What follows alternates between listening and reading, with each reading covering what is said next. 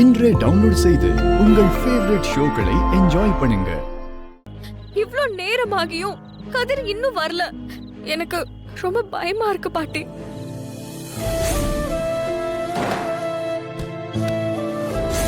காலையில அவன் வேலைக்கு கிளம்பும் போதே அவன் காலில் அடிபட்டப்பவே ஏதோ தப்பா தோணுச்சு. ஏதாவது பிரச்சனையா இருக்குமோ? ஆமா பாட்டி, நீங்க இப்ப சொல்லும் போதுதான் எனக்கு ஞாபகம் வருது. அவனுக்கு ஏதோ ஆயிடக்கூடாது பாட்டி. சச்சே, இந்த மாதிரி நேரத்துல நீ அழக்கூடாதும்மா. அவனுக்கு ஒண்ணு ஆயிருக்காது, நீ அழாதம்மா. யாருக்கும் எந்த தீங்கும் நினைக்காத அவனுக்கு எந்த கஷ்டமும் வராது. போன இடத்துல ஒருவேளை அவனுக்கு வேலை அதிகமா இருக்குமோ என்னமோ. ஆமா பாட்டி, நானும் அதே தான் சொல்லிட்டு இருந்தேன். அவன் வந்துருவான், நீ கவலைப்படாத. அவன் எங்க போயிட போறான்னு. உனக்காக தானே அவன் அவ்வளவு தூரத்துல இருந்து வந்திருக்கான். தைரியமாரு, அவனுக்கு ஒண்ணும் ஆயிருக்காது.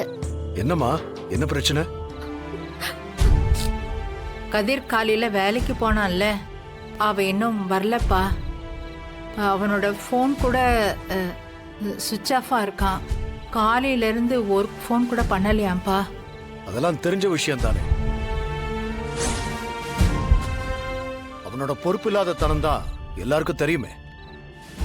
பொண்டாட்டி மேலேயும் அக்கறை இல்ல, வேலை மேலேயும் அக்கறை இல்ல. அவன் தான் தோன்றித்தனமா சுத்துற ஆள் தானே. போனை சுவிட்ச் ஆஃப் பண்ணிட்டு எங்க ஊர் சுத்திக்கிட்டு இருக்காங்க.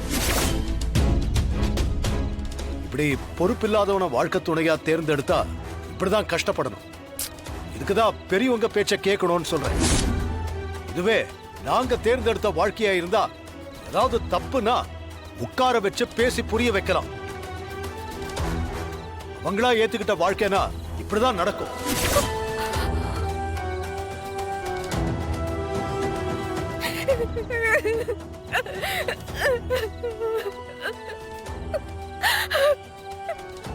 அழாத தனா.